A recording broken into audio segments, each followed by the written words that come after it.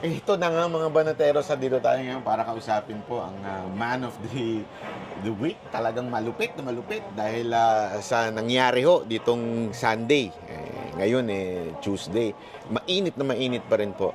At ang umaten po doon, talagang inabangan ng tao ay walang iba kundi si former ES po na si Attorney Vic Rodriguez. Magandang araw po, sir. Hi, good evening. Good evening, Banat Bay. Good evening, Coach Oli. Good evening, Boss Dada. And good evening sa lahat ng inyong mga taga-subaybay at mga tumatangkilik sa inyong vlogs.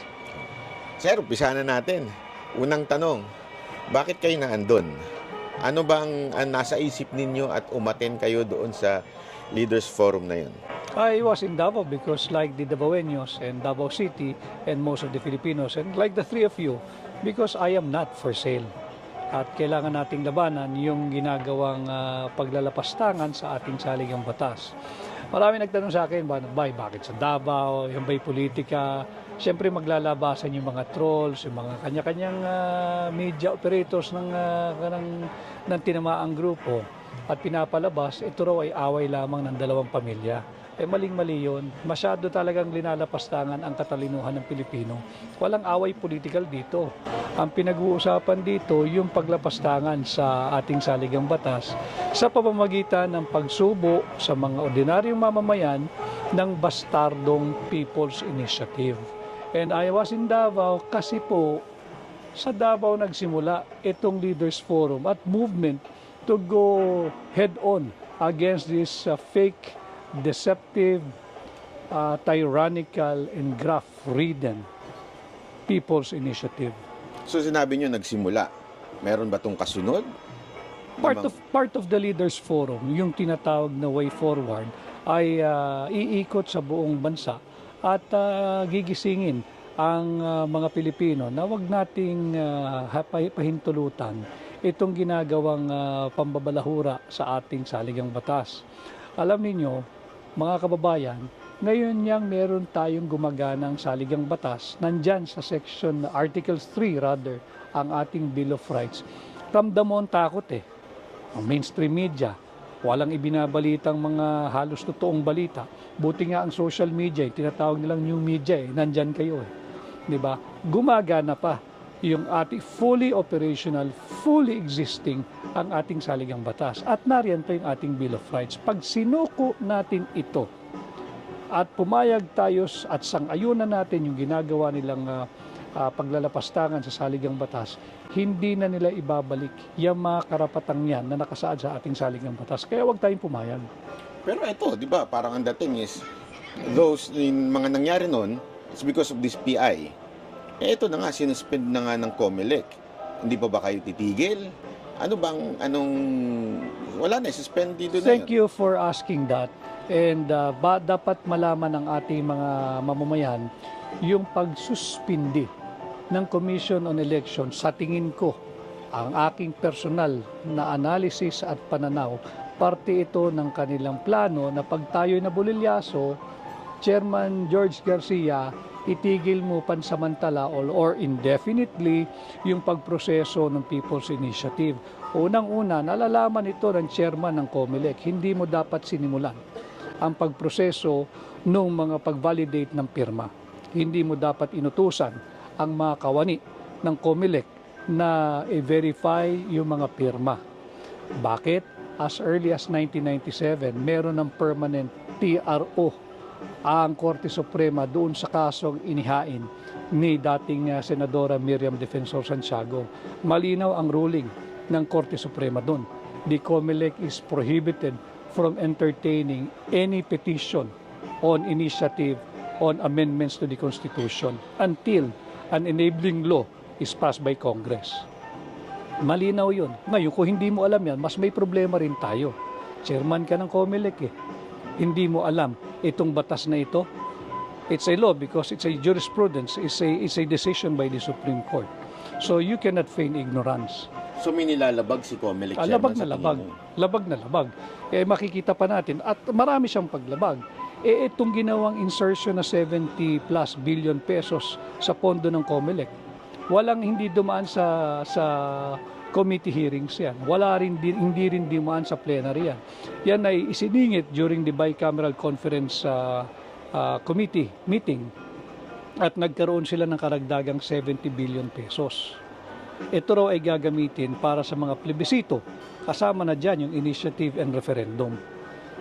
Kumbaga pa, lagi ko sinasabi, kumbaga pa sa isang krimen, premeditated itong ginagawa nilang paglapastangan sa ating saligang batas. Kaya wag nating hangaan yung pagsuspindi ng COMELEC.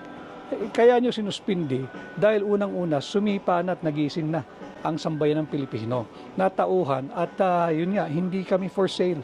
At wag nyo na kaming utuin. Lapit sa puso ko ang usapin ito sapagkat ang dami ko nakakausap, both retired and incumbent judges, justices, law practitioners, and those in the government lawyers. Ang sinasabi ko nga, alam ninyo, kung hindi natin pagtatanggol ang ating saligang batas dito sa lantarang paglalapastangan na ginagawa noong mga tinatawag pa naman nating kinatawan ng tao kada distrito, mabuti pa isoli na natin yung ating lisensya na makapag-practice bilang abogado. Wala tayong silbing abogado. At alam naman nating lahat, in all humility, na ang mga abogado occupies somehow a special spot or place in the community. Pagka may mga problema, tatakbo sa abogado. Parang doktor yan hindi ba? So ngayon, hinahamon tayo ng pagkakataon, ito ang hinihingi ng panahon, let us step up. Whether you are for or against charter change through people's initiative, magandang pag-usapan natin. Kesa yung sila-sila lang, usapang magkakarancho lang na paglabas yan, bulaga, yan ang ating saligang batas. So, anong inaantay nyo para somehow medyo tumigil to, itong sabihin ba ng COMELEC na hindi pwede yan o iatras ng Kamara? Ano ho bang inaantay ng movement? I think the most convincing thing is when President Marcos will speak on the matter. He will step in, he will step up and talk to the people at sabihin niyang pinatitigil niya ang hindi siya sang-ayon dito at pinatitigil niya ang kanyang mga kaalyado, supermajority Pag nagsalita ang Pangulo, sigurado titigil yung mga yan. Hindi ba? Never mind the House leadership. I don't think it will be forthcoming anytime soon. But who knows? At nagising na ang sambayan ng Pilipino, baka naman sakali na matauhan din sila na hindi itong gusto ng taong bayan. Kaya lang, nagsasalita na si Marcos ngayon, hindi nakikinig ang Kamara. He needs to be more assertive. And, magsalita lang ng sincero, Pangulo, titigil yan. I-commit niya na hindi siya sang-ayon dyan at inaatasan niya ang liderato ng mababang kapulungan na itigil yan. Titigil yan. Pero hanggat walang ganun na open declaration and instruction, call it an instruction, or even an appeal, kasi nga, alam ko naman ang susunod dyan hindi ba? Na the President cannot do that. He is the head of the executive, but we are from the legislative branch, so separation of powers. Alam naman natin yun But wag na tayo magbulahan pa sa ganung bagay. Pag sinabi ng Pangulo, susunod yan. So it's not enough yung statement ni Senate President na sinabi na ni PBBM.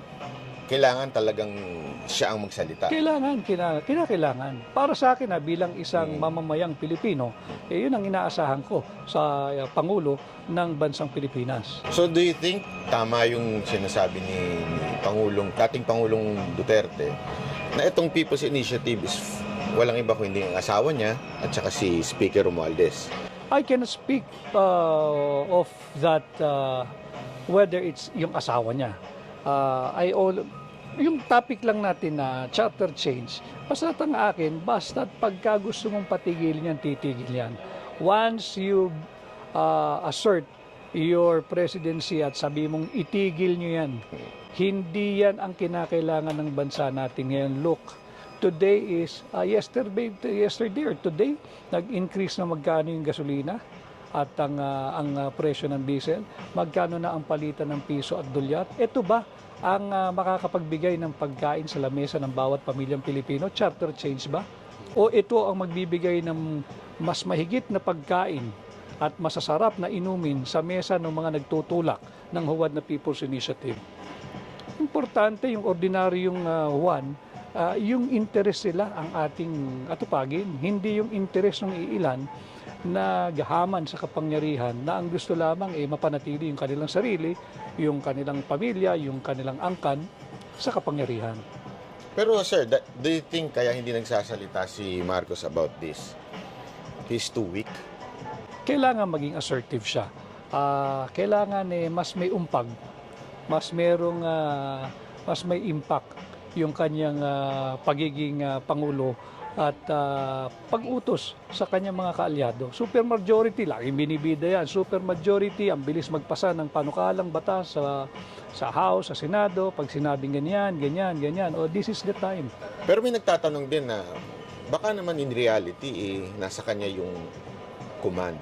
It's not, di ba, iniisip ng iba na si Romualdez to, ganito. Pero iniisip din man ng iba, imposible namang gagalaw si Romualdez nang hindi inutusan ni PBBM. What do you think of that? Whether nasa kanya yung command o wala sa kanya yung command, kaya nga ang sabi ko, you have to step in, he needs to step up, and make that categorical pronouncement that you are not for the charter change through People's Initiative, and you are, wag nang utos, sige na, pagbigyan na natin, may separation of powers tayo, hindi ba? May respeto tayo sa co-equal branch.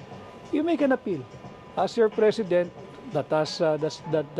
who enjoyed a 31 million plus mandate from the Filipino people, I urge you. And if I have to say, please, probably please, stop doing this fake People's Initiative because it's causing so much division. Sabihin niya yun. Pero, sir, ito, since kayo, siyempre sinasabi nyo, merong mga ibang frustrated na. Kaya nga, siguro, isa doon si Mayor Baste. Parang frustrated na siya na walang ginagawa ang Pangulo at kaya nga niya sinabing, mag-resign ka na lang. Would you support that call? Ang konteksto kasi sa akin nung mensaheng yon ni Mayor Baste, even that statement applies to him, I think. I felt him during that forum in Davao. Sa tingin ko kahit yung kaya niyang gawin parang ang nagkataon lang na ang Pangulo ay si Pangulong Marcos. But regardless of the political personality occupying the office of the President, tingin ko tama si Mayor Baste. At yun din ang sentimiento ng lahat ng Pilipino. Hindi lang para sa Pangulo, all elective officials. Kapag nawalan ka na ng pagmamahal at aspirations para sa iyong bansa o para sa iyong probinsya or para sa iyong munisipyo or para sa iyong barangay, the honorable thing for you to do is to resign. And that applies to everybody. Fast forward kasi dalawa yung topic na sinabi ni Tatay Digong na matindi. First, yung sa PI. Then the second is yung bangag. No. Then let's fast forward. Assuming nagsalita siya, naging assertive siya, naging strong president siya, huminto yun. What's next? Hihinto na ba tayo? Dahil hininto na? O doon tayo sa second na binanggit ni Tatay Digong about bangag? Ang tingin kong magiging dulot ng ginawang Leaders Forum sa Davao, yung sambayan ng Pilipino magbubuklod-buklod at tayo naman ang magiging assertive this time.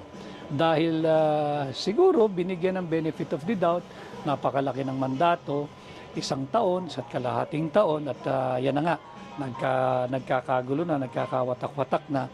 Ngayon, namulat na ang sambayan ng Pilipino. We will be assertive. We will continuously watch them. At hindi tayo papayag, hindi tayo papalinlang. Baka mamaya stop and go.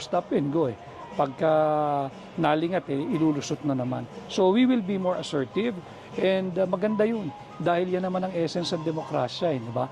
Kung wala ng checks and balance sa sangay ng gobyerno, ang pinaka-check mo, ang pinaka-balanse mo is a united citizenry. Pag united ang citizenry mo, maganda rin yun. Dahil maririnig ang lahat ng tinig. Huwag tayong matakot. Babanggitin ko yung akin nabanggit na isang araw. This was, I think, ang nagsabi nito si Viktor Frankl. Ang sabi niya, ang tao raw may live his life without friends. A man may live his life without wealth. But a man will not be able to live his life without meaning. Tayong lahat magbuklod-buklod, ang meaning natin para sa bansa. Tama na yung nagpagamit tayo, naisahan tayo, nalansihan tayo, hindi tayo uunlad bilang isang bansa, bilang isang mamamayang Pilipino. Maawa tayo sa ating bayan, maawa tayo doon pa sa mga kabataang Pilipino. Kawawa ito, walang matitira dito pag hindi tayo nagsama-sama. So, kahit seriously nito yung PI, diretso tayo. Hindi lang naman kasi PI eh. PI, yun lang ngayon Oh. ang nakasentro. Pero let's look the entire governance. Pagka tayo nagbuklod-buklod na, bantayan na natin. Hindi ba? Iparamdam natin sa kanila, hindi tayo papayag ng yung ginagawang paglulustay sa kaban ng bansa. Ako, I really feel bad. Bakit yung simpleng pagpapalit ng logo ng administrasyon, kinakailangan pa sabi ko nga tila whole of nation approach. May memo, kinakailangan attendan, lahat, pati yung mga uniform personnel pinag-a-attend. Hindi naman nila pwede tanggi yun, naglabasan yung memo Hindi ba? May bigayan ng AIX, yun ang come-on Yung ayuda, yung AIX, I'm not sure kung meron ding medical assistance na naganap doon. Chine-check yung attendance, ang danger pa ron. Pag nag-check na attendance, baka i-attach pa yun sa People's Initiative Petition Nakikita mo ba na hindi niya matatapos yung kanyang 6 years na term? Ako gusto ko matapos niya. Basta nagtatrabaho. Dahil I have to be very, very honest with you, gentlemen. Bahagi ako nung pagkapanalo ni Pangulong Marcos at ang laki ng hinirap ko riyan. And I wish him success. Hanggang ngayon, I wish him well. I wish him success. Siya ang ama ng Republika ng Pilipinas. Kung saan mapunta ang Pangulo, doon dadali ng bansa. Ganun talaga regardless of who the president is Pagka namali ng maneho yung piloto, may problema. Hindi ba? Baka mag-crash ang ating eroplano. So I wish him well. I hope he completes his term. Pero yung kapakanan ng tao, ang kinakailangan mong tingnan. Kaya ka nga nagkaroon ng ganong kalaking mandato Bahagi ako nun, nakita ko yun Hindi ba? Nagtiwala yung tao, umasa yung tao, naniwala yung tao. At doon ako papanig sa initially, yung 31 million na aming nakumbinsi sa pukpukang kampanya, and now 114 million since he is the president. Ako, isa lang naman ako sa 114 Hindi ko binibila yung sarili ko sa 31 million. Ang constituency ng Pangulo, kahit sino pang Pangulo, ay hindi yung bumoto lang sa'yo. Basta't nanalo ka na, yayapusin mo na lahat. Diba? Yung 31 nga lang dapat mong i-deliver yung expectation nun base sa mga sa mga agendang sinabi mo during the campaign, lalo na pag Pangulo ka na, lalaki na yung iyong, whether you like it or not, ikaw na ang ama ng Republika ng Pilipinas. Kailangan mong gawin at gampanan yung papel ng isang ama. Medyo papasok na tayo sa mga controversial issue.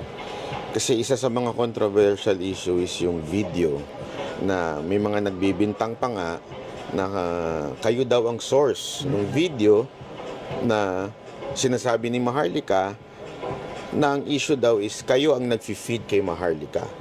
Yan ang bashing ng mga tao, yan din ang binibintang ng kampo ng mga vloggers ng mga Marcos. How true is this? Totoo ba na kayo ay may videong hawak at kayo po ay nagbibigay ng impormasyon kay Maharlika? Hindi lang kay Maharlika Banatbay ang ibinibintang sa akin. Ako daw ang kumbaga kumukumpas sa mga vloggers to include kayo. And tayo, ngayon lang tayo nagharap-harap. Si Coach Oli ay kaklase ko ito nung high school. Pero binabanatan din ako nito. At lumalatay din ang katawan ko dito during the campaign. Kahit ikaw, binanatan mo rin ako But never once ako lumapit sa inyo. Why? Hindi ko gali lumapit. Dahil kasali yun Hindi ako iyakin. Diba? Yung ibinibintang na si Maharlika, kayo at marami pang iba, alam nyo, that was the fashionable thing or the in thing to do then. Na kung gusto mo na mapansin ka ng mga powers that be, banatan mo si Vic Rodriguez. Kaya gumawa ka ng kwento na hindi pabor kay Vic Rodriguez para pansip-sip ba? Mapansin ka, ma-appoint ka, madikit ka. Ang kailangan mong gawin nun siraan mo ko ng siraan. But hindi naman ako nagsalita. Ang daming nanira sa akin hindi ba? Hindi ako nagpa-interview, hindi ako sumagot. Dahil ba guilty ako? Hindi. Dahil hindi, they don't deserve my energy, they don't deserve my time, and they don't deserve my attention. Dahil nga, if you have something against me, then show proof. Hindi tayo pwedeng, kaya ko rin magkwento di ba? Kawawa naman yung kwentuhan mo ng hindi totoo, tapos bandang huli siya pa nagpapaliwanag. It's the same old gimmick na yun ang aking linabanan nung ako ay nasa Malacanang, na hindi na ito business as usual. Sayang yung 31 million mandate banat bay. Hindi ba? I don't think, I hope, but I don't think in the near future maduduplicate yun.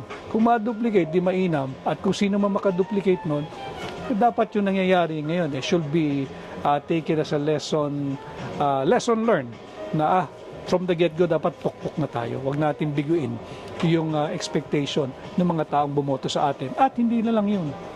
Again, pag pangulo ka na ng lahat. Wala na, hindi na yung 31 million. Buo na yan. Yan ang constituency mo. Paglingkuran mo. Isang term lang naman Di ba? Wala namang re-election Ba't hindi mo pabuhos lahat ng galing, talino, nalalaman mo dyan bilang pangulo? So, may hawak po kayong video o wala? Yung video na yan, hindi ko rin alam kung saan galing yan. At kung anong video yung pinagsasabi nila. Matagal na yung video na yun I do not know kung saan ang gagaling yan. Nabanggit nyo yung dati, siyempre kayo ay talagang dikit na dikit siyempre, kayo talagang masasabi nating the only one na tumayo para sa ating Pangulo until sa lahat ng persecution na nangyari sa kanya. May mga kwento, didiretsuhin ko na kayo, actually lumabas din to sa isang vlogger na sinasabi, kaya daw kayo inalis o tinanggal ay dahil ayaw nyong ibahagi yung ibang mga projects. Okay, na parang sinusolo nyo lang daw kaya kayo tinanggal kasi gusto nilang coordinated ang lahat ng project o yung corruption under the administration of Marcos. Can you answer kung totoo ba to? Unang-una, again, hindi nga ako sumasagot noon. Ngayon na lang tayo nagbibigay ng pack at hindi mo talaga maiwasan lalabas yung mga ganyan tanong Unang-una, hindi ako tinanggal. Ako nag-resign. At para sa kaalaman alam nito ni Pangulong Marcos, hindi pa kami nanunumpa. Nagsabi na ako dahil merong, ito nalalaman niya to, may nagtutulak ng isang para dun sa appointment ng 4 na tao na matindi kong tinutulan. Siyempre, intriga, this was sometime May or June. Hindi pa kami nanunumpa nito Nominated pa lang ako sa incoming ES. I told the then President-elect BBM. Ako boss, ganito na lang. Huwag mo ako intindihin. Okay ako. I'm willing to risk my nomination as your ES. Huwag mo lang i-appoint siyang 4 na yan. Dahil corrupt yung mga yan at sisirain ka niyan. I'm willing. Let go of my appointment. Basta ipalit mo sa akin yung 4 na yan. Why? I want you to succeed. Alam niya ito. Sabi niya, no. Pinaghirapan natin to. Diyan ka lang. Hindi pa kami nanunumpa nito. Kaya yung mga ikinikwento sa akin na kapit to ko, sus, natatawa na lang ako. Hindi pa kami nanunumpa. Saan ka nakita? Hindi pa nanunumpa. Nagre-resign na. Ayoko, gusto mo bigay mo na lang sa kanila. But I respect him. We were together noon And I felt his sincerity at saka talagang yung direksyon niya magsilbi sa tao. Now, yung sinasabing projects, ito, kunin ko na rin yung pagkakataon para lang di malaman. I take pride in sharing this. Mga kababayan, ang dami ho nilang ibinintang sa akin ni isang kaso, whether administratibo, civil, or criminal, wala po ako. Hindi po ako sumailalim o isinailalim sa investigasyon. Baka pagkatapos ng interview ito, biglang may lalabas na kaso. Yun lang. Dahil nga, just to prove me wrong. But also, mga kababayan, ni isang sentimo, and this I say without exaggeration, ni isang sentimo, hindi po ako sumahod sa gobyerno. hindi po ako sumahod bilang executive secretary kahit isang sentimo. At yan ay hindi pwedeng sabihin kabulaanan o kasinungalingan sapagkat nandyan po lahat ng records. Bulat-latin po ninyo. Malinaw yan. At wala ako sama ng loob. Okay lang sa akin yon. Dahil ganun talaga ang buhay eh. Hindi ba? Kapag pinag-initan ka, pinag-initan ka. Pero wala silang masasabi na ako ay kumuha ni isang sentimo sa pera ng gobyerno, lalo na project. So isang binibintang sa inyo na isang vlogger na pangalan ni TP, Thinking Pinoy. Sabi niya is, you are involved in appointment for sale. Totoo po ba yun? Alam mo, kagaya ng sinasabi ko, ang dami nilang kwento. Ayoko nang hindi ko siya sadyang sinagot kasi nakakatawa yung kanyang aligasyon, di ba? But anyway, itinanong mo Banat Bay, yung sinasabing appointment for sale na 50 million, 100 million. Kaya lagi ko sinasabi, di bali na yung nagbigay, madali yun kung nagbigay ka talaga tapos hindi na ibigay yung pwesto, lalabas yun. Estafa yun eh, hindi ba? Pinangakuan mo eh, ganitong halaga, kinuha mo, hindi mo na-appoint, estafa yun. Wala. Malayo na yan dahil wala naman talagang ganun nangyari. Kahit man lang sana, wag na yung hiningan, yung pinasaringan. Halimbawa, si Banat Bay nag-a-apply, biglang hirit ko, alam mo, Banat Bay, ang ganda-ganda ng bagong Nissan Patrol Hindi ba't pahiwatig na yun na yun ang kailangan, magbigay ka ng Nissan Patrol para ma-appoint ka. Kahit yung mga ganun man lang, wala. Bakit? Kasi wala. Ito, medyo sensitibo. Totoo ba yung humingi talaga ng pwesto si Thinking Pinoy, kaya kayo siniraan ng todo-todo dahil hindi nyo binigyan, tinanggihan? Nasagot ko na yan at meron akong posting dyan. At hindi ko pinagsisihan at wala akong pinagsisihan sa lahat ng desisyong ginawa ko nung ako ang executive secretary. Pati yung mga hindi nakakuha ng pwesto dahil kailangan mong payuhan ng Pangulo kung nararapat ba o hindi itong mga personalidad na ito. At hindi wala akong pinagsisihan doon. Kung yun ang pinagmulan ng kanilang ngit-ngit at puot, okay lang. Alam niyo ang sinasabi ko noon kay Pangulong Marcos nung ako'y bahagi pa ng administrasyon. Sabi ko, alam ko yung mga intriga. Nararamdaman ko araw-araw, pilit akong inayanig. And kaya ko yan.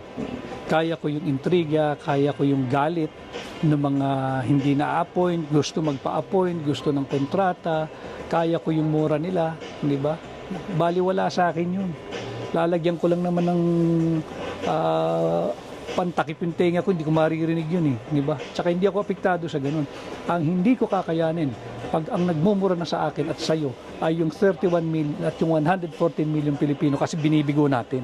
Yan ang hindi ko kaya. So kung isa, dalawa, tatlo, wala akong pakialam dyan. You don't deserve a place in the government. Pero kung yung 31 million ang nagmumura at 114 million Filipino ang sumisigaw na hindi natin ginagawa ang trabaho natin, yan iindahin ko yan, masasaktan ako riyan. Lagi akong papanig doon sa interes ng Pilipino, hindi sa interes ng ilan. Nasakim sa kapangyarihan, gusto lang ilustayin yung pera ng kaban ng bansa. So, totoo po yung sinabi nyo na dati talagang kayong isa sa mga tumanggi kay Thinking Pinoy. Oh yes. Hindi ako nagsisisi. Na hindi nyo siya pinayagang ma-appoint. Kasi kaya natin tinatanong yan. Kasi isa sa mga tanong ngayon, kung bakit kayo nandito nung Sunday, di ba sabi, bitter lang kasi yan eh. Kasi kaya niyang gustong mawala si Marcos kasi gusto niya mabalik sa gustong tumakbo niyan, kaya gustong nandyan yan sa Davao. So, pinabubulaanan nyo lahat yun. At ito talaga dahil lang sa sigaw ng taong bayan. Hindi, kasama kasi ako sa taong bayan eh. Isa ako sa sumisigaw. Nagkataon lang, hindi ko hiningi itong aking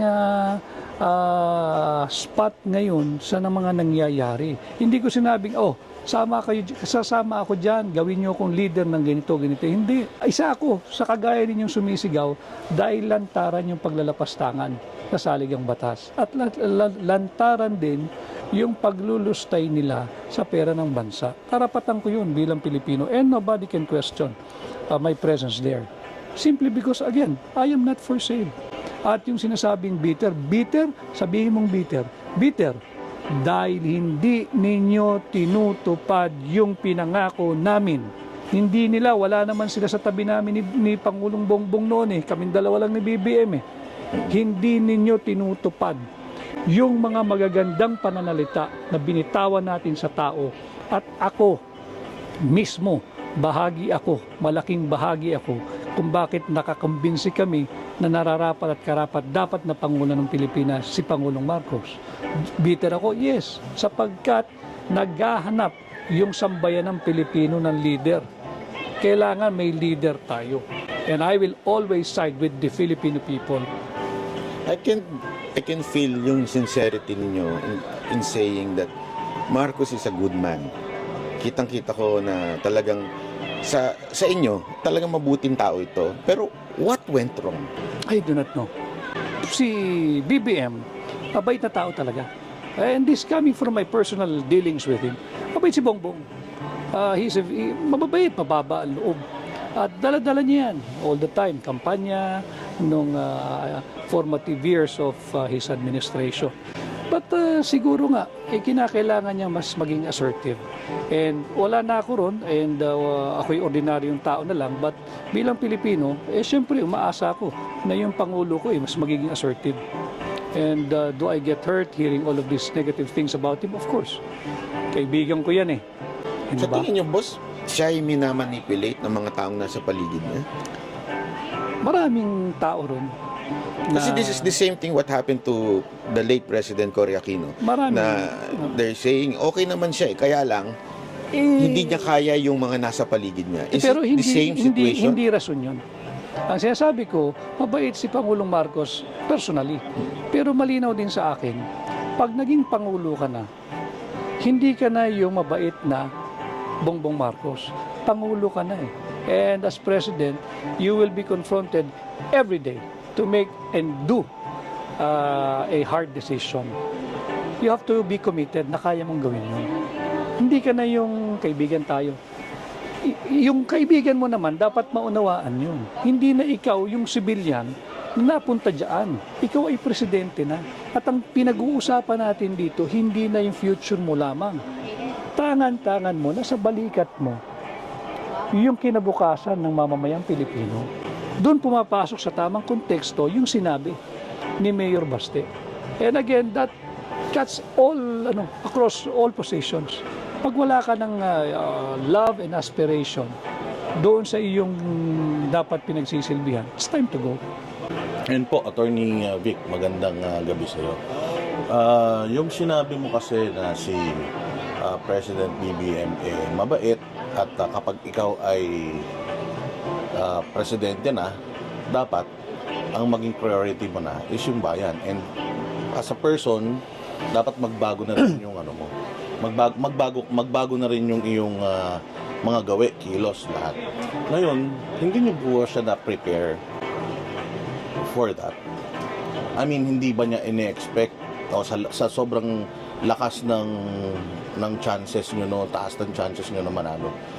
Hindi niyo ba na-detect, na-predict na magiging ganito siya kahina as what people are saying? Okay naman nung formative days of the administration. At magkasama kami. Kaya nga ang dami naming nagawa noon hindi ba? Pati yung siguro in relation, banggitin ko yung sa sugar importation. Yung sugar importation, hindi rin kanya yun.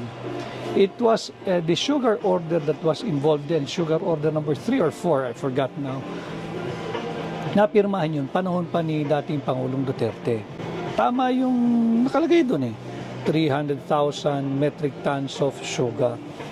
Kaya lang, siyempre, sabi ko nga sa iyo, pag nasa Office of the President ka, ES ka pa, papasok sa iyo lahat ng information. Ang kanya, sabi ni President Marcos nung nag-meeting kami with the SRA at pati yung sa DA, bakit 300,000? Talaga bang walang asukal? Because I told him, Mr. President, yung mga producers naman ang umaaray dahil mag-aabot. Pag pinasok mo yan, matatapos silang mag-harvest, mag-mill at pwede nang magbenta, patay ito. Dahil yung presyo hindi magtutugma, mas mura yung papasok Di ba? Mas mahal yung locally produced. So sabi niya, sige, let's do a complete staff work. Alamin natin magkakano ba talaga yung kinakailangan ipasok. And so, trabaho. Ang daming info na pumapasok sa akin. Sabi ko, Mr. President, don't sign it yet. Dahil ang dami raw asukal na naririto. Papahanap ko lang. Series of raids ang ginawa sa mga warehouses. Ang dami naming nakuha eh. More than 300,000 metric tons landed. Hindi mo kailangan mag-import.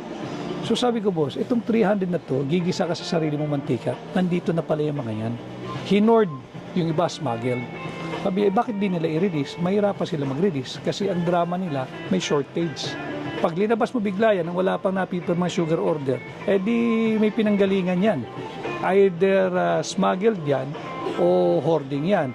Either way, it will open you to criminal case, whether smuggling or economic sabotage for hoarding. Minamanipulate niyo yung presyo eh. Umabot na ng 110 that time yata eh. Sabi, okay, hanapin mo lahat. Nahanap. Biglang iba na kwento. Akin daw yung importation ng 300,000 metric tons. Ako nga nagpahuli. Paano akin yung 300,000 metric tons? And I was invited by the Senate Blue Ribbon. And I went, I think twice. And they came out with a report na clearing me of any wrongdoings. Klaro yan. Pero syempre, yung spin, bago, hindi ko rin sinagot. Bakit? I'm confident of what I did. Nasa record yan, nasa journal ng Senate, nasa record ng Blue Ribbon, na sila mismo nag-clear eh. Diba? So, wala. Okay. So, pagdating naman po doon sa kaninang sinabi nyo na kayo po ay nag-resign dahil ayaw nyo mapunta or makaposisyon itong 4 na tao na ito. Nung po kayo'y nawala na, tumupad po ba sila doon sa inyong kasunduan or at least man lang, in-honor man lang ba nila yung inyong call na wag malagay itong mga to sa posisyon? Hindi, nandyan eh. Nandiyan yan sila. Nandyan. Kagaya, no, iyon, parang nakakalungkot. Dahil nung nagpaplano kami, talagang aayusin yung gobyerno eh. Kasi yung 31 million, essentially nga, sa kanya rin ang galing ito, essentially, he was given by the Filipino people a clean sheet to write his presidency. Write your own presidency. And if you're gonna look at it that way, the clean sheet is like a blanket authority to do right, not to do wrong. Di ba?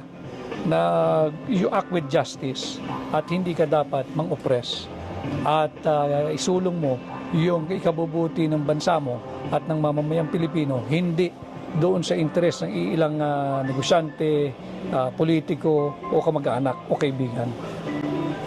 Nagsisi po ba kayo na kayo ay umalis? Or somewhat, naisip niyo po ba na kung nandiyan sana ako, nag-guide ko sana Hindi siya? rin ako tatagal eh. Hindi rin ako tatagal. Kung nag-decide ako na nandoon pa, it will just be a matter of time. Aalis din ako. Because nobody can force me to sign anything. Nobody can force me to do anything na sa tingin ko'y mali. At hindi rin ako magtatagal. Aalis din ako. Okay, mapunta naman po tayo doon sa Davao. So, ang sinasabi niyo po ba, kasi iba-iba ang ang perception ng tao tungkol sa nangyari sa Davao. Yung iba gusto na siyang mag-step down. Yung iba gusto siyang forcibly paalisin. So, para po sa isang ESV, yung former ESV, ano po sa tingin, ano yung pinakamagandang gawin? Although nasagot nyo na kanina, ano po yung pinakamagandang mangyari? Ang pinaka-resulta na nitong ginagawa natin na to, particular yung dyan sa Davao? Gawin ni Pangulong Marcos yung kanyang mga magagandang layunin na inilahad sa taong bayan ng kampanya. Huwag na siyang lumayo doon, di siya magkakamali ron. At may pruweba naman eh. Nung binanggit niya ito yung mga nais niyang gawin, kung siya'y pagkakatiwalaan at bibigyan ng mandato, ibinigay eh. Ang dami nga niyang boto eh. Ibig sabihin, gusto ng tao yung narinig nila mula sa kanya. Huwag kang lumayo doon. At hindi ka rin magkakamali. Huwag kang maniwala doon sa nakapaligid sa iyo at kung ano-ano ang sinasabi na pang sarili lamang. Huwag kang pumayag na lapastanganin ang saligang batas. Yung 1987 Constitution, masyado lang ang Pilipino kasi alam mo mapilyo keso Cory Constitution. Cory Constitution kasi panahon ni dating Pangulong Cory. But we only have one Constitution and that is the 1987 Constitution. Whether Corista ka o Marcos ka o kanino ka pa. Iyan ang ating saligang batas. Okay, kung gagalawin natin yan, okay naman. Basta't balang kasi ng mainam yung mga provision na gagalawin. Hindi yung basta't people's initiative. Babaguhin natin ang ating saligang batas. Anong pababaguhin natin? Inuna mong pirma Di ba? Pwede ba namang pumirma ka sa isang bagay that you're affirming that you have read and understood the content of something, wala kang pinakita sa iyo, basta't pirma ka lang. Pirma ka sa signature sheet or attendance sheet, tapos ididikit na lang na ganun. Hindi yan yung diwa nung Section 2 of Article 17 of the 1987 Constitution. That's not the people's initiative na pinag-uusapan doon sa artikulong yan ng ating saligang batas. Yang ginagawa ng mga miyembro ng supermajority sa Kongreso at yung mga ibang nasa local government unit, ito ay malinaw na panlilinlang sa taong bayan. Tandaan ho ninyo yung mga taong nanloloko sa atin. At pagdating ng araw ng halalan, araw ng paghusga, huwag nyo nang tangkilikin yung mga yan. So, final po para sa akin, sa side naman po ng mga nagtatanggol sa kanila, na ang kanilang sinasabi ay bakit ngayon lang si E.S. Vic nagsasalita? Well, nagpapa-interview na po kayo dati, pero bakit ngayon lang po kayo naging involved at maingay? May pangarap po ba si E.S. Vic na tumakbo ngayong 2025 elections? Bakit ako tumahimik? Ako ay umexit at the close of office hour on September 16, 2022. That was a Friday. Aalis si Pangulong Marcos ng September 18 para sa una niyang biyahe, yung sa New York UNGA. Nag-usap kami, hanggang ano na lang ako, September 16, I'll step down as ES kasi nga ginawa niya akong Chief of Staff. And then, sabi niya, sige, anyway, sabi niya, mag-uusap pa naman tayo over the phone. Kasi nga, from ES, COS ka, on the assumption that I will be reporting for work already on Monday because my papers are complete. I have the appointment papers, I have the signed administrative order number 1. Kompleto Kompleto. Kaya lang, yung intrigahan na nga, sabi ko, okay lang din ako, Mr. President, hindi naman ako nagmamadali. Ako, boss, alam mo sa grupo natin, ako lang ang hindi nagpahinga, ako lang ang hindi nagbakasyon. I'll take advantage of the time na nasa New York ka. Lalabas ko rin yung aking pamilya dahil dami ko ng utang dito. Nung summer, nangangampanya kami. Pagkatapos nun, tuloy-tuloy na, nag-organize ng kanyang gabinete, etc. So, yun yung yun yung timeline. Malis ako, nagbakasyon. October, I was in Japan. Doon kami Halloween ng mga bata, masaya, daming tao. And then nung December of that nagyaya yung aking kliyente na para ko na ring pamilya. Halika na, you come with us, family mo, family namin. We'll have New Year in Dubai. Kako, I have to beg off. I'm not ready for that, wala sa budget. And then, sabi niya, sagot ko, bring the entire family. So, pahinga pa rin ako niyan. January, ang sumalubong sa akin is the death of my mother. January 3, 2023. That explains bakit ako tahimik. Dahil, ayokong nalungkot ako, nanay ko yun malapit ako dun, paborito ako nun, kaya mga aminin, mamas boy, at mahal na mahal ko yun. So, lahat tayo may way of grieving Siguro ang grieving ko, parang kung tinamad, ayoko lang. Gusto ko lang sa bahay ako. I drag myself, meeting people, meeting clients, may kulang Hindi ako yung nade-depress. Siguro ganun malapit na talaga ako ron. And then, sabi ko, respeto na lang sa nanay ko hanggang January 3, 2024, hanggang magbabang luksa. Na-timing naman lahat ng mga ito At itong People's Initiative, wala rin naman sa plano nila ito eh. Ngayon lang itong January. Ang problema nila masyadong kumbaga overspeeding. Hindi ba? Ang daming cutting corners ang inabot nito eh. Akala nila hindi magrereklamo ang Pilipino. Namihasa ba? Walang nagrereklamo, walang pumapalag. Hindi naman kasi, alam mo tayo kasi matimpiin eh. Pasensyoso Pilipino eh. Pero paglantaran na panloloko, subukan mo. Ang mga misis ganyan din eh, di ba? Alam naman nila may kapilyo yung mga asawa nila eh. Wag na wag mo lang akong hindi bibigyan ng mukha o respeto. Pag yan ang ginawa mo, away tayo. Yan ang nangyayari sa ating bansa ngayon. So, yung palang dahilan kung ba't di kayo nagsasalita, it's really, you're grieving for a year somehow. Nanay ko yun eh. Nanay ko yun. Lahat ng nakakakilala sa akin personal, alam kung gaano ako kalapit sa nanay ko. At alam na kung gaano, kung sino ako sa nanay ko. Paborito ako ng nanay ko. Nakakayaman kami sa mga kapatid ko at sa viewers mo. Pero yun talaga eh. Malapit sa mother. Oo. At Naintindihan mahal naman, ko yun. Mahal ko. naintindihan naman ng taong bayan yun. Pero ito ang tanong, kayo po ba'y malapit kay First Lady Lisa Marcos? Malapit ako sa mag-asawa. Sa kanilang pamilya. Kami lang naman magkakasama nun. So kasi ito yung laging tinatanong ng iba, that BBM is being controlled by First Lady Lisa Marcos. May katotohanan ba dun? I do not know kung ano yung binoculars na gamit nila at yun ang pananaw nila. But ako, ang para sa akin lang, yung binanggit ko sa inyo kanina, I just hope na makita that the President will be more assertive and that he will be President. So, pwede pa ito maayos. In your opinion, maayos pa ba itong... Kasi alam nyo, sa totoo lang, lahat ng tao ngayon, medyo, akala ko ba close si Duterte at si Marcos? Yung nga ganun, nagugulhan na. Do you think there's a solution to this? Basta't ay approach natin yung problema with sincerity, transparency, and accountability, maayos to. Pero pagka nagkalalansihan at linlangan, hindi maayos to. Kaya nga umabot sa ganito eh. Dahil nasagad ng tao eh, lokohan ang nangyayari. Hindi ba, linalapastangan ng ang ating saligang batas, linulusta yung pondo ng gobyerno. Ngayon, pagka ang pinag-usapan na ang bansa, let's not give up on the Philippines. Sinabi ko ito, na pinanganak tayong Pilipino, mamamatay tayong Pilipino. Isa lang ang bansa natin eh. Pag sinabi, hindi ka na, tulong-tulong tayo para sa bansa, walang problema. Count me in, pero kailangan sincero ka. Kailangan totoo ka. Kailangan walang nakawan. At kailangan hindi na ganitong sistema. Sa tingin ko, ako for my own opinion, sa tingin ko, isa sa mga mag-aayos nito is matanggal ang speaker natin. Kasi siya naman ho ang parang naging simula ng gulo ng lahat na to.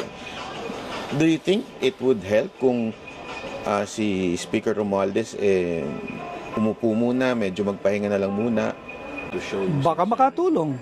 Dahil meron na rin ako naging pahayag dyan before na ang kinakailangan natin is change in the house, not charter change. Di ba? Oo, hindi perpekto ang ating saligang batas. Pero pagka ganito yung mga magsusulong, hindi ka magtitiwala eh. Hindi ka magtitiwala. So you think Romualdez is involved sa PI? Directly involved? Sinabi na mismo nung proponent kanina sa Senate investigation eh. Itinuro na siya eh. So ano pang denial mo? Ikaw ang nag-host sa bahay mo at hiningan ka ng tulong, nag-all out. That was the statement of Mr. Oñate during the Senate investigation. I think ang nagtatanong si Senadora Amy Marcos. So mag-usap muna sila nung nagturo sa kanya. Sir, ito, marami talagang nakakapansin. It seems you're really close to the President and they like what you're doing. Sigurado ko, people are pushing you to run for Senate. Hindi niyo po ba nakukonsider na tumakbo sa Senate? Mas effective akong tumutulong sa likod eh. At for some reason, mas gusto ko yung ganun eh. Kaya lang, isa pa, yung asawa ko ayaw na ayaw yan. Pero sabi ko nga sa kanya, alam mo, pagka nakatadhana, kahit anong iwas mo, kung iyo, iyo. At kahit naman anong gusto mo, pag hindi iyo, hindi iyo. So, antayin natin kung ano ang nakalaan. I'm not going to lose sleep if I'm not going to run and be a senator. I'm not going to lose sleep over it. Hindi magbabago ang buhay ko, baka nga mapabuti pa dahil pribado. Pero hindi rin ako tatalikod kung ang nakataya na ay ang kinabukasan ng bansa at ng sambayan ng Pilipino. Mahal ko ang bansa eh. Wala akong any idea or reservation in mind na magmamigrate ako, pupunta ako. Wala eh. Mahal ko Pilipinas, mahal ko Pilipino. Handa ako maglingkod. Pero, I think I'm better behind the scene, tulong, etc. But hindi mo masabi ang kinabukasan. As a ending, Attorney Vic, do you have any message sa mga kababayan natin? Kukunin ko yung pagkakataong ito. Paulit-ulit ko sinasabi, kahit na ako magmukhang sirang plaka, mahalin po natin ang Pilipinas. Huwag natin hayaan lapastanganin ang ating saligang batas at huwag nating pahintulutan ang walang habas at patuloy na paglustay ng pera ng bansa. Huwag tayong pumayag sa interes ng ilan na manatili sa kapangyarihan.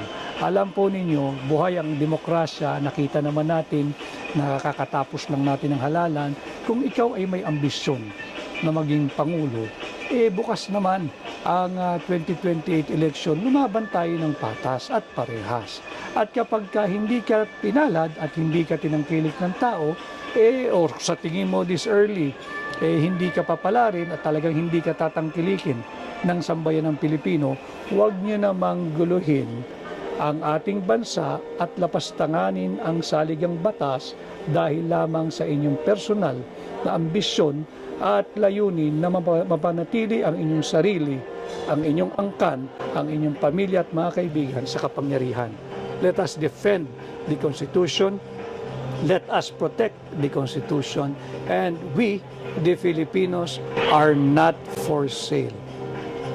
Sir, message naman dun sa mga gustong sumama sa pinaglalaban ninyo, anong pwede nilang gawin? Importante ito, lalo na yung mga nakakaunawa, yung mga employers.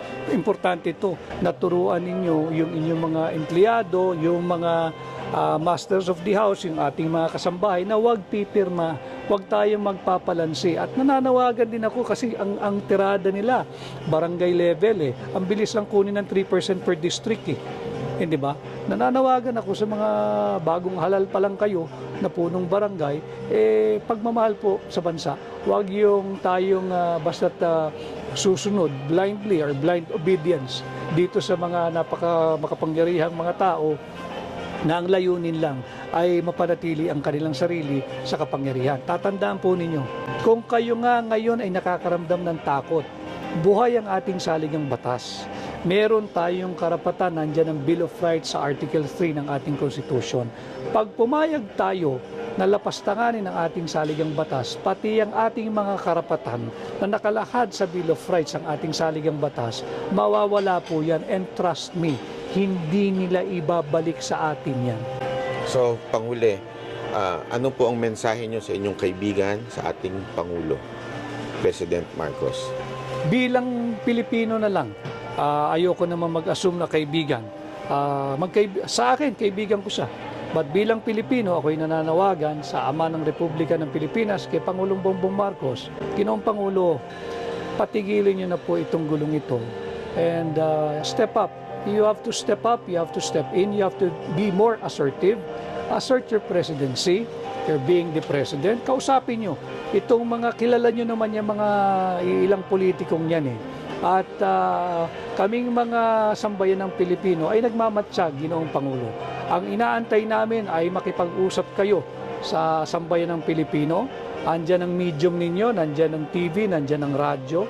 Kausapin po ninyo kami at assure us that you are not behind this move na lapastanganin ang saligang batas at hindi nyo kinukonsinte ang ginagawa ng ilang gahamang politiko na lapastanganin ang ating saligang batas upang mapanatili ang kanilang sarili sa kapangyarihan at ipahayag din po ninyo na hindi kayo sumasang-ayon sa walang habas na paglustay sa pera ng bansa. May message po ba kayo kay Pangulong Duterte? Ay, kay Pangulong Duterte, maraming salamat PRRD at pasensya ka na kahit alam kong may edad na si Pangulong Duterte pero hindi pa rin niya tinatalikuran yung kanyang pagmamahal sa bayan, makikita mo si Pangulong Duterte, pwede naman siya manahimik na lang eh. Nothing more to prove. No more mountain to scale. Ika nga, hindi ba? Naabot na niya yung tugatog, naging pangulo na, mahal ng tao hanggang sa ngayon.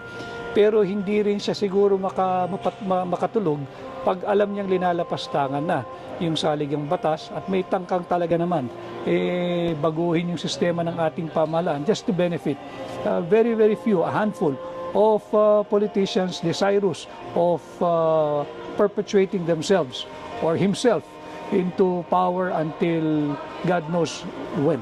So maraming salamat Pangulong Duterte at ako bilang Pilipino, kaisa po ninyo ako dito sa ginagawa nating panggigising sa sambayan ng Pilipino na huwag tayong pumayag sa ginagawang kalokohan ng mga ilang tiwaling politiko na gustong lapastanganin ang ating saligang batas. Mabuhay po kayo, Tatay Digong, and I wish that you will live longer para naman meron pa tayong kasamang nagbabantay sa ating saligang batas at sa ating bansa.